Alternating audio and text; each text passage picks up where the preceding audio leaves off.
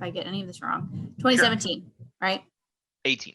18. Oh my gosh. See, Close. Chris graduated in 2018. I was actually a student with Chris for a while, but he graduated before I did and is a software engineer at Pros. And Chris, if you want to say anything else about what you do, feel free. But Chris is just an awesome, really engaged Bonner alum, and we're really excited to have him here. So I'm going to stay on and turn my camera off and listen, because I think this is going to be a helpful thing for me as well. Okay, cool. Yeah, so I will talk a little bit more about what I do, but this is such a small group. This will be pretty kind of like conversational. What I'm doing is I'm taking a presentation that I gave at my office a couple months ago. We have like a TED Talk series that we call Pros Talk. So I gave this as more of like a very articulated and planned series. But feel free to kind of chime in if you have questions. There's only 4 of y'all, so happy to answer. And then at the end, I was going to go out into breakout rooms, but we can just do that, a little exercise at the end together. So let me share my screen and we can go ahead and get started.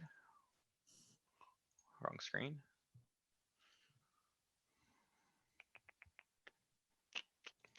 Can y'all see that? Mm-hmm. Oh, what?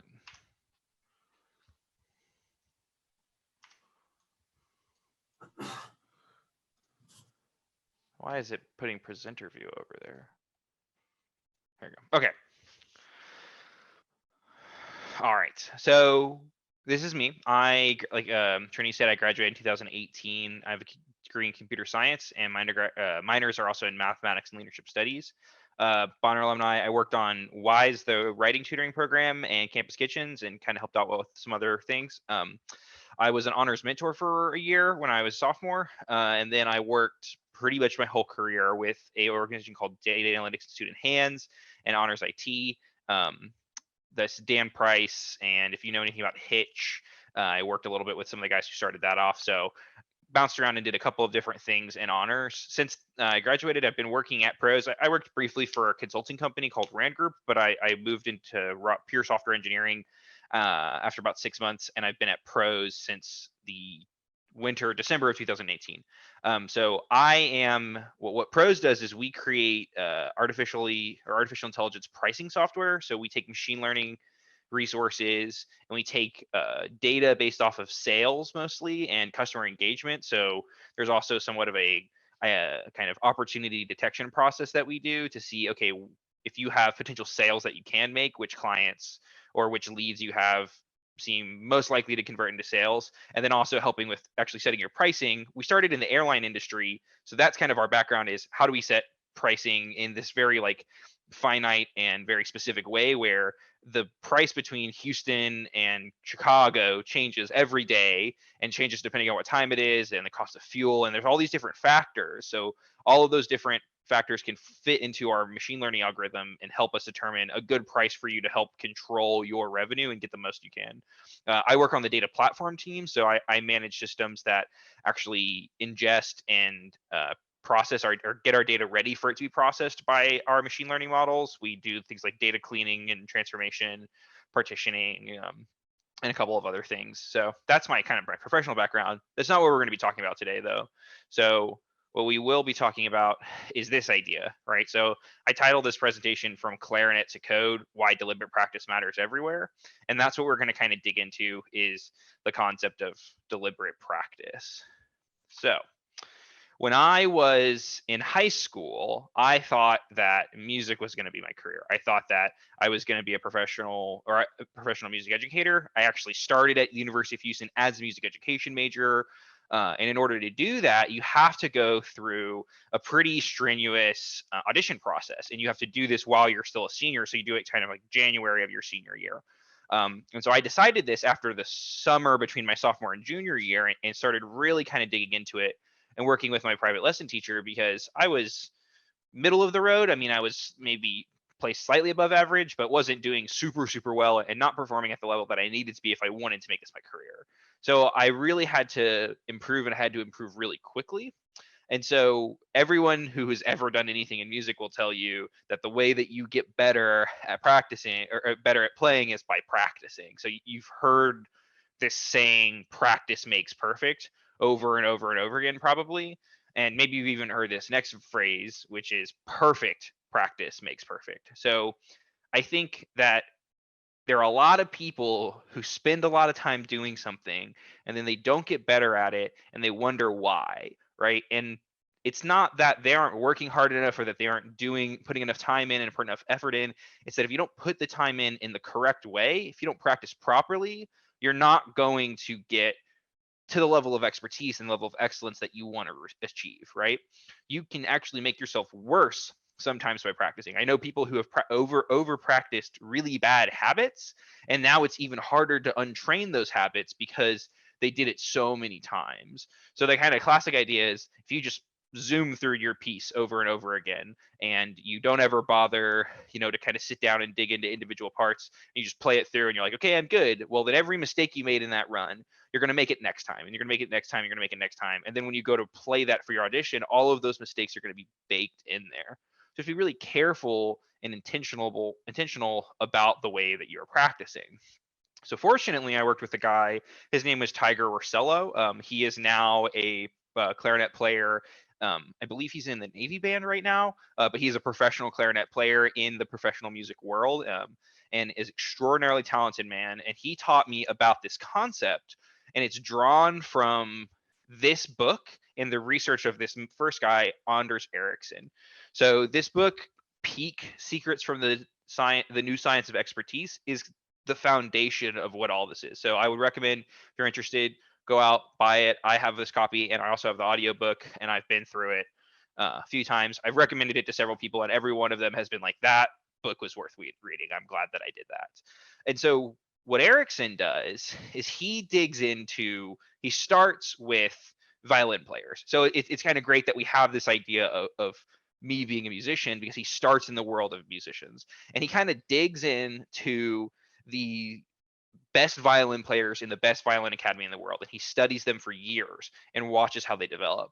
And kind of what he's kind of digging here is trying to find and help identify the real virtuosos, right? Like, who has this just raw natural talent, right? And is there a way that we can kind of predict that?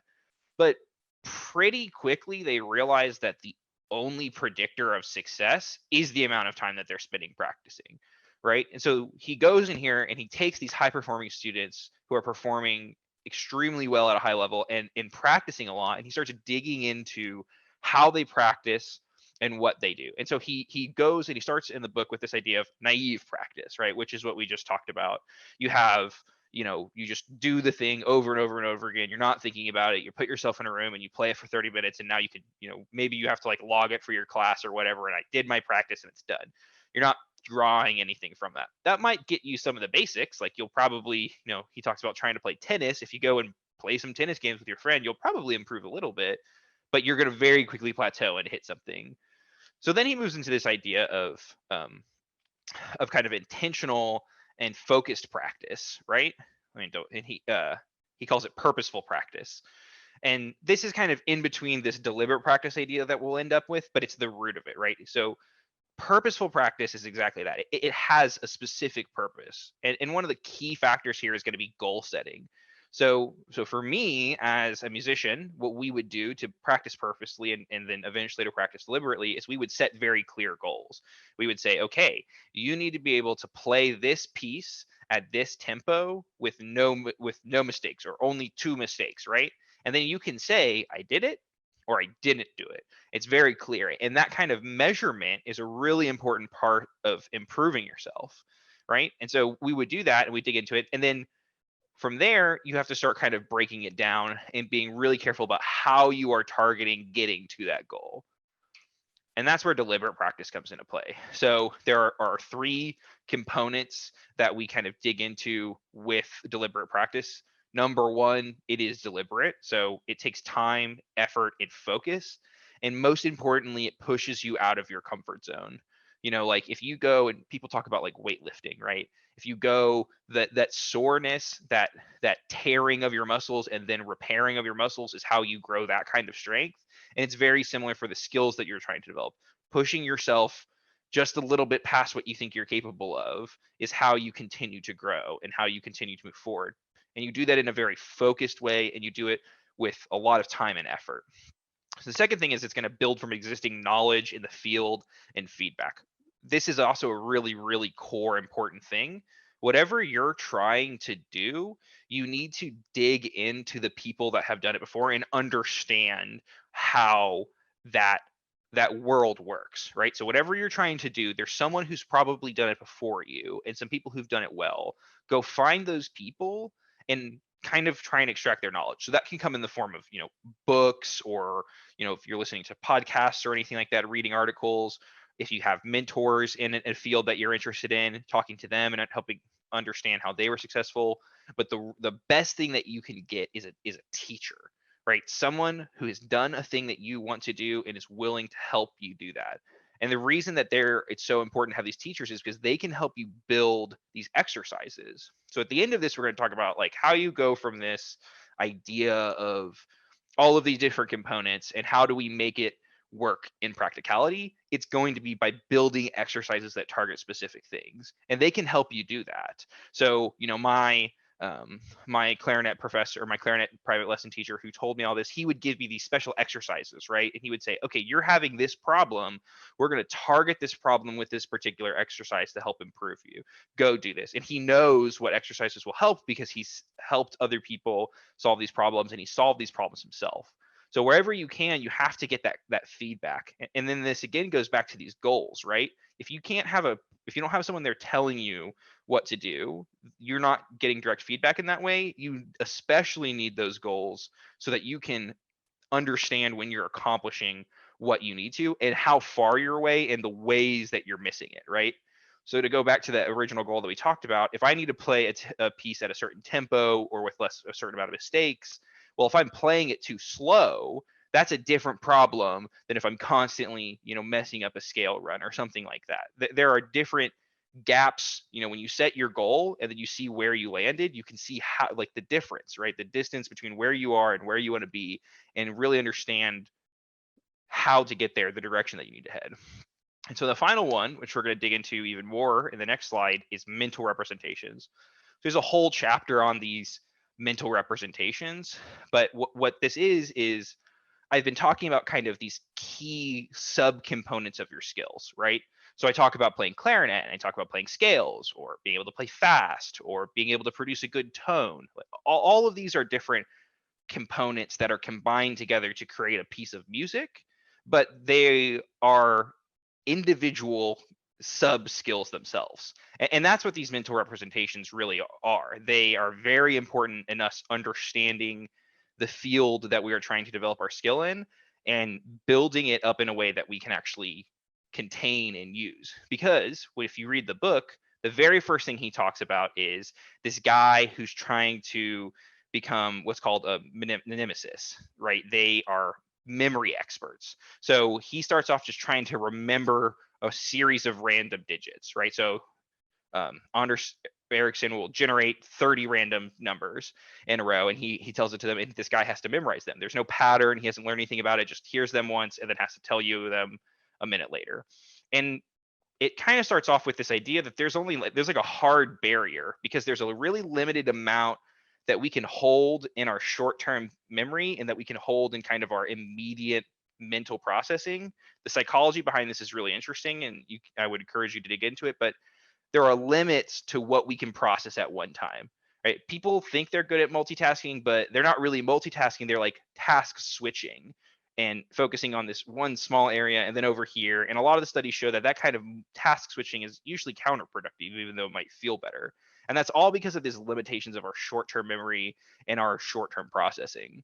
But what mental representations allow us to do is take that short-term processing and connect it to some idea that we can store in a long-term fashion that is more generic and abstract, and that we can rely on that to fill the place of all of the mental processing that would take the place of that mental representation. So Erickson defines these mental representations this way. He says, this is a mental structure that corresponds to an object, an idea, a collection of information, or anything else, concrete or abstract, that the brain is thinking about, right? It takes a thing. It's very esoteric and non-concrete, but I think you can kind of get very familiar with this idea that, like, this little ball is a set of ideas that I can learn about, right? Whatever you're trying to do, you can narrow it down into these components. These things are not knowledge based, okay? This is not about memorizing things. This is not about having a bunch of facts that you can spell out. It's about truly understanding the concept and being able to have that as a skill. So I'll give an example from my professional career. We have a thing in programming called polymorphism, and I won't dig too deep into what it is, but it basically lets a code object take a couple of different shapes. Poly meaning multiple, morph meaning shapes. It allows one thing to look like a couple different things, and the more I can spit out some definition about polymorphism, but if I'm not using it in my code, then I don't really have that mental representation of what it is. I can't engage with it, and I don't have a skill that is based on it. It's not a specific usable understanding of this mental representation. It's just a memorization component. So you kind of develop these representations by engaging with them. And then the kind of final really important moment here is that mental representations aren't just the result of learning a skill, they help us continue to learn, right? It allows us to take a component of a complex idea and understand that component, and then spend our time and energy figuring out the rest of what's going on. Erickson talks about a staircase, and I really like this because people will talk about building blocks, but the whole idea is that if you build a staircase, then each step brings you to a higher spot so that you can stand on top of that step and build an even higher step, right? If you need to build something 10 feet off of the ground and you're only 6 feet tall, well, then you need to get 4 feet up in the air so that you can reach that. And that's how you do it, is by you build your very first mental representation, the most basic fundamental of your field. And then you learn how those basic mental representations combine into a higher order mental representation. But you can only get there because of the step before it, and then continues on and on and on until you are truly an expert. Erickson talks about dogs, and so he says, imagine, to introduce the idea of mental representation, he says, imagine that you grew up on an island and there were no four-legged dogs, right? No four-legged creatures of any kind. You've never seen a puppy, you've never seen a horse, anything. All you've ever seen is birds. And so you just assume everything has 2 legs. And then you get on a boat and you drive or ride that boat to the mainland, and you come out and you see this creature and you don't know anything about it, but someone says it's a dog. Words are sort of mental representations, right? We define a very basic word, and then we use that word to define more complicated words, and then we define those more complicated words to define more complicated words, and it's a very good understanding of it. So you hear dog and you think, okay, I know that dogs have 4 legs. Okay, that's my first concept. They have 4 legs, and some of them are fluffy, right? And they like to run around, but and when they lay down in a certain way. And you learn more and more with this dog, and the more you engage with the thing, the more you can build up an understanding of a mental representation of what a dog is. You go from 4 feet active and barking to loyal and energetic, and you understand kind of deeper things about that. So these building blocks allow us to develop this expertise and then target it in a very specific way. So one of the things that we also kind of everyone will say is I don't have time, right? I have so much going on and I don't have time to sit down and develop skills. And that's understandable, but Erickson talks about ways that you can actually develop your skills while you work. And Art Turok is a business consultant who works with Erickson and does a lot of work based off of Erickson's research in the world of business consulting. And he talks about learning while real work gets done. And what that means is, while you are accomplishing the things that you need to accomplish, while you are taking your classes, while you are doing your Bonner hours, while you are hanging out with your friends, if you're doing it in a focused and deliberate way, you can make that work be practice, and you can make that work improve you. So he says, it might go like this. The speaker chooses a particular skill to focus on during the presentation, for example, relying less on the PowerPoint slides, and then tries to make that particular improvement during the presentation.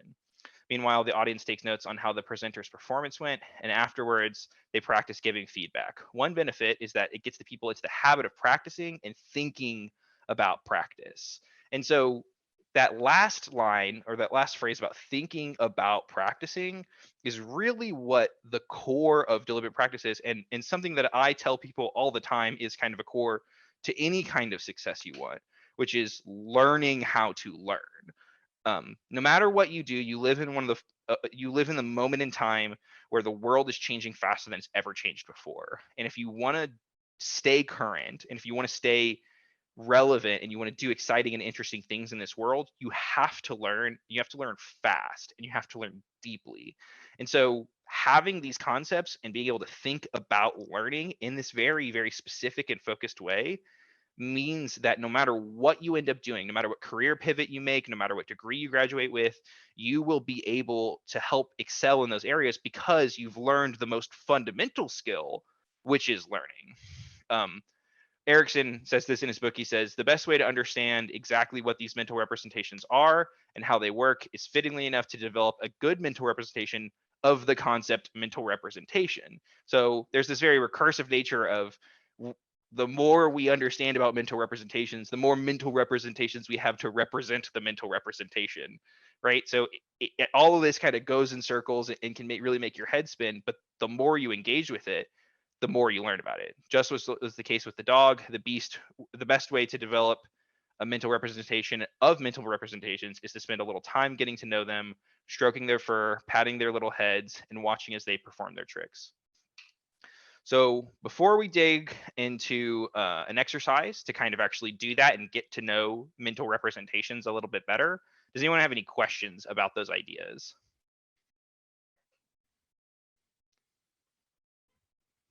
Nope. I think I'm just kind of confused on like Sure.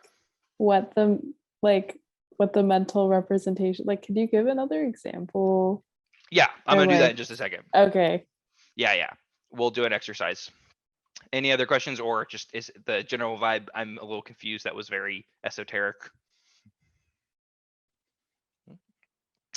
Let's look into this a little bit then. So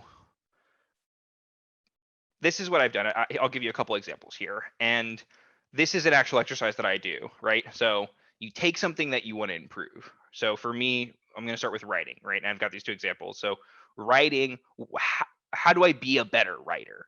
Well, step one, go and do some writing and then figure out like what is missing, right? So you have an idea of what good writing is because you've read a lot, hopefully, and you understand what good writing looks like. And so you start writing and you don't like feel like your writing is good. Well, dig into it and identify why your writing is not good. I pick a particular problem that I have, which is verbosity and pacing, meaning that I over explain, I put too much detail, I put too much like run on sentences, and my ideas don't come out clearly because they're not concise. Maybe your problem is that your vocabulary is limited, right? Or that you're consistently using the same word multiple times, right? That you read through your sentence and you realize 3 different times I use the same word, or in a paragraph I've got the same word 6 times, and that kind of repetition makes it feel dull and repetitive. So then you break it down into these components, right? These are your mental representations. So for me, I have 2 right here that I've laid out as trying to improve writing. I have comma usage, right?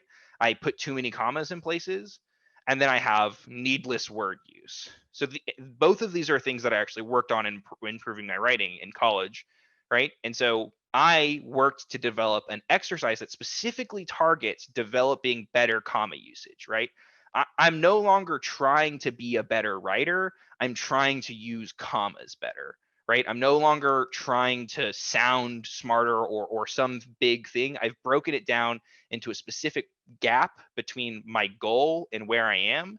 And then I've broken that gap to figure out what is lacking to get me where I need to be. And so, for example, what I call the breath check is if you read through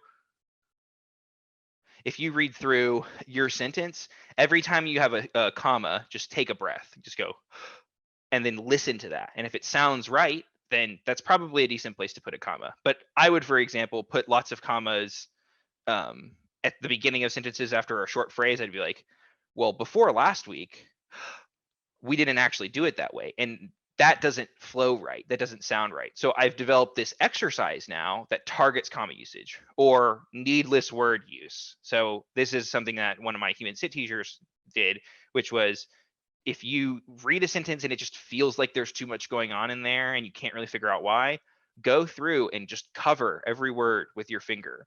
And if that word, covering that word, changes the meaning of the sentence, you need that word.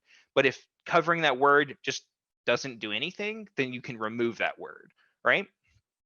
Here's a second example, something just kind of personal that I do for fun. So I play the game World of Warcraft. I, raid with some people, and I wasn't doing enough damage, right? So I was able to go and see, okay, I need to do this amount of damage, and I'm only doing this amount of damage. So why am I not doing enough damage? Well, one, I was dying because I was standing in the wrong place. Dying to mechanics is what they call it. So I realized that the reason I was always standing in the wrong place was because I was looking in the wrong place. My eyes were distracted. I was looking at the wrong part of the screen. So then I made a practice of just reminding myself all the time, look at my feet, look at my feet, look at my feet. I did this in marching band too, right? Where I would find myself mispositioned, and then you would just focus, okay, look at your feet, look at your feet, understand where you are in relationship to everyone, and then help move, right? Or I say rotation mistakes. I'm pressing the wrong buttons in the wrong order. So I do video on demand review, or VOD, video on demand review. I record myself playing, and then I go back and I see, oh, okay, I made this mistake here, and I made that mistake here. And then I go to a practice dummy in the game, and I do the same abilities over and over again, so I get used to that kind of muscle memory.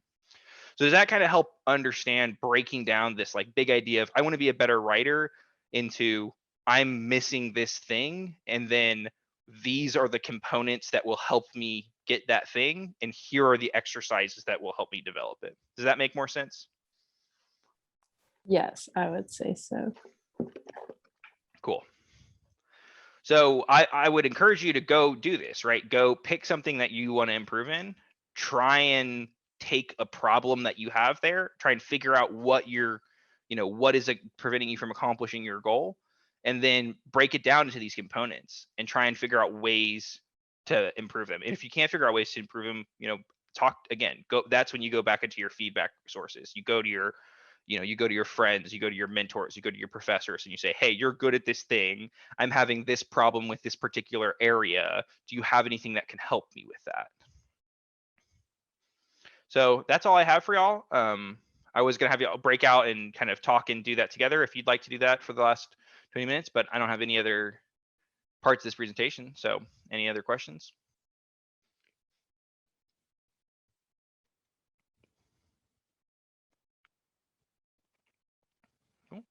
Nope. Okay. Trinity, you wanna wrap up a little bit early, or what do you want to do?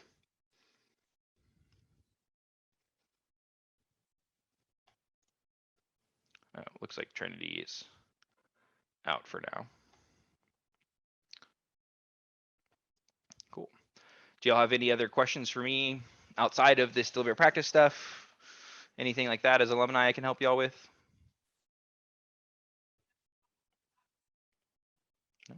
Have you used this approach for are there other things that you've used it for besides writing and World of Warcraft or? Sure. Yeah. One of the other things that's really useful, I think that's really useful about kind of this way of thinking about skills and improving yourself is that it's not just limited to these kind of traditional skills like this. This is something that I do a lot kind of to develop myself personally. One of the things that I kind of struggle with is kind of managing my social skills and I had a lot of lack of social skills, especially as a young person. And I worked to develop it in a very similar way, right? So I dug into, I was like, okay, I feel like I just am lonely all the time. I don't ever get to hang out with people. Why? What is the case? The people who are hanging out with a bunch of people, what are they doing differently? And I kind of identified that there's this momentum thing where when you go to hang out with someone, the people you just hung out with, they're the people you're most likely to text, right? And it's not oh, I don't like you or anything, but it's just what's fresh in your mind. So there were times where I realized, okay, even if I'm not going to stay the whole time, maybe just coming up and making an appearance, right? That will keep me fresh in those people's minds, and maybe I'll be on the invite list next time. And you can even kind of dig into this in like how to be, a better a better partner in your relationships, or a better friend with your friends. Like, what are the ways that I am like coming in conflict with someone, right? And what is the really kind of the core idea behind this conflict? Are we arguing because like we're having conversations when we're both really tired and not in a good place? If so, how do we identify those and prevent that from happening? And the more you kind of break down these big ideas into these little things and target those little things, the more you can make that kind of progress. And I do this in my job all the time, where I have a specific technology that I'll dig into, and I'll use this kind of approach where, okay, I need to learn about this portion of the technology. I'm going to focus specifically on that, not just the entire thing together, just this one feature that it has, and get really comfortable with that one feature. Do you ever get like burned out from trying like so hard to improve, and like, because I feel like I've done that too, where I've tried to improve in like aspects of my life, and then I try and improve like so many things at once, or even just like thinking about the same thing every day. After a while you just get like comfortable, or you just like is there a way that you like stay motivated to like continue doing that? Yeah, I think one of the really important things to do to just kind of avoid burnout in general is just like make sure you like understand that if you're putting effort, like if you're going to put effort into something and you're going to actually try and improve on that, make sure it's something that's aligned with your priorities, right? Like make sure that's something that you actually enjoy doing, and something that's going to help you accomplish your goals. And there are times where like there are skills that may be related to your skill set, but they're just like not what you want to do, but you still like feel compelled to get better at them for some reason. And I think learning to just understand that like there's just so much you're never going to know. It's totally fine. That is a really big part of it for me, because a lot of burnout comes from I want to be better, I'm not better, I feel bad about that, as if being this thing is something that we can accomplish. Plato says, I am the wisest man because I know that I don't know. And that's something that I picked up in Human Sit, and has really stuck around for me, is that like understanding that it's okay to not know, and it's okay to just be where you are right now. That is a really big part of it. I would encourage you to like learn a little bit about kind of mindfulness is a really big part of that. Meditation can be a part of that, but just understanding like where you are right now is okay. If you want to get better, you can get better, but don't let the need to get better be the source of your burnout. Like get better because you want to get better, not because you feel like if I don't do this, everything's going to collapse. And it's hard to remember, especially like if you haven't been through enough scary situations or enough difficult situations. Like eventually you start to realize like, okay, I'm probably a little bit more worried about some of this stuff than I should be. And that kind of helps calm you down a little bit, at least on my end. Thank you, it was really Yeah. helpful. Anything else?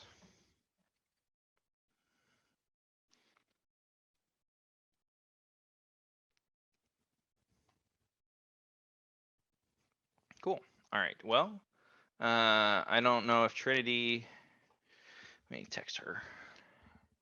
Mormon University, in case you are not.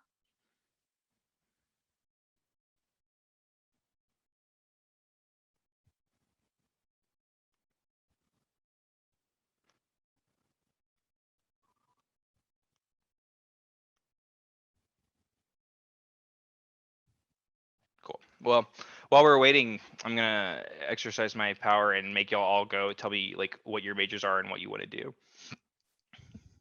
So someone volunteer, or all. Anyone? Dia, you want to go first? Am I saying that right? Sure, yeah, that's right. So my name is Zia. I'm a freshman biochem major, and I hope to attend medical school afterwards. Just want to say thank you for coming here and giving us these tips. Definitely like some things in my life and like classes that like this could be applied to in terms of like improvement, and seeing it more as a form of self-growth rather than burnout, as you mentioned. So this was really helpful. Yeah, I mean, especially in the med school track, like that, like burnout's kind of the name of the game there.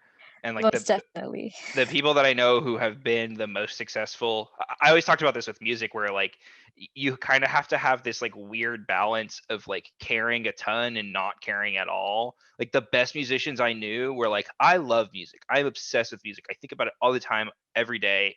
It drives me. But then like they'd mess up and they'd just be like, okay. They just like had this kind of laissez-faire attitude towards it without like not actually not caring. And that, go find some saxophone players and they'll teach you how to really not care and care at the same time. Yeah, and especially for medicine, it's hard to not make medicine the only thing in my life. Hmm. But then at the same time, the field is so competitive that it almost has to be that way. Yeah. And so it's difficult in that sense as well. So Yeah. yeah, this was helpful. Thank you. Yeah. Good. Hopefully it's helpful. I know watched a lot of people go through that med school process. It's difficult, but I hope it's everything you want it to be. Thank you. Yeah. Is it Spurti? Am I saying that even closer, right? Yeah, almost. It's sporty. Okay. Sporty. Okay. Yeah. Cool. Yeah, so I am a sophomore bio major, and I also hope to attend medical school, but I'm still kind of deciding if that is the correct path for me. Yeah. Cool. Very cool. And then Amrita. Yeah, I'm a finance major. I'm a sophomore, double majoring in MIS as well. And I think I want to do consulting. So I think you mentioned like in the beginning, you worked for a consulting firm initially. Yes. So I did tech consulting is a little bit different because we do like application implementation. So they'll be like, oh, we need you to set up either make this custom application for us or configure this application for us. So it's a little bit different, but the consulting world is something I'm somewhat familiar with. I have several friends who work in it. It's interesting. It's like where I think the biggest thing that everyone talks about is it's just like, it never stays still, like you always a new challenge, always new people, always something else to tackle.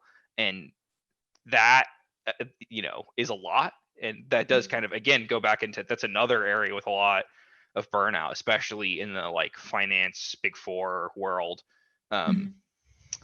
Yeah. The girl I dated in college ended up being accounting, getting her CPA and going to PwC. So I saw that stuff firsthand. It's a lot. And I think that like, again, the people who are successful there have this like very driven state, but also like the capability to understand that it'll be okay. And that there are, you can only do as much as you can. And then just, you have to see what happens from there. Cool. And then Kaylee. Yeah. I'm a junior. I'm a math major and bio minor. And it took me, I'm still figuring out like what I'm going to do with that. I spent the first like 2 years of college being like, should I learn coding? Should I learn finance? Should I learn biology? Like, because with math, you can kind of go in a bunch of different directions. So that was really stressful for me. And I was trying to do it. Like I was trying to do everything. So yeah, but you go. Well, I was just saying, like, what math areas have been most interesting to you? Like the statistic stuff, or?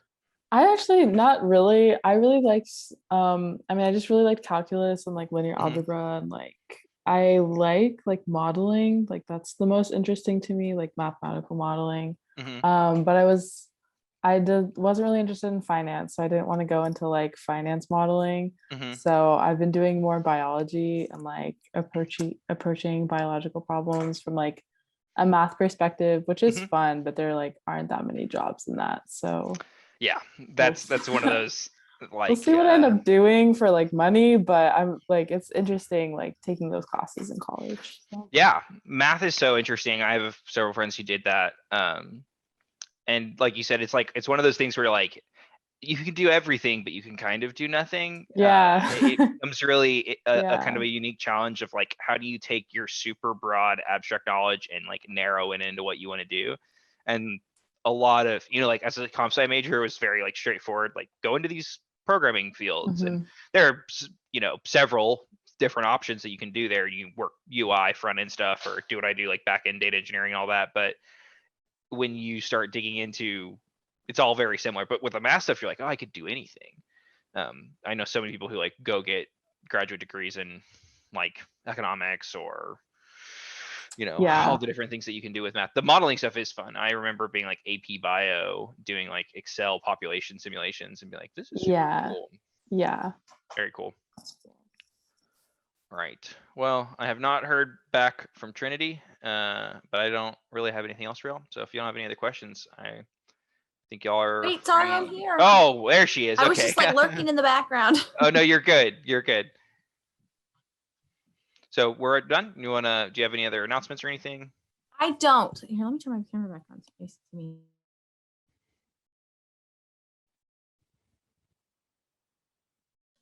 Thank you guys for coming. Chris, this was an awesome presentation, and I'm definitely going to post it to everybody because I think it's very helpful. If that's okay with you, just post it go for it. Okay, I see my internet's unstable, but I'm going to post it to the Bonners. Go for it. Would you mind sharing the slides? Yeah, I'll email them to you right now. Okay, perfect. Awesome. Well, thank you so much, Chris. This was really helpful for everybody, including myself. And awesome. Thank you all for coming. I will hope to see you soon. Tomorrow, Shaylee is doing her huddle about research project on school choice and school funding in Houston specifically. So I think that'll be really interesting, and you guys should come. Very cool. All right. Thanks, Chris. Good to see you. Yeah, good to see you too. All right. Bye, y'all.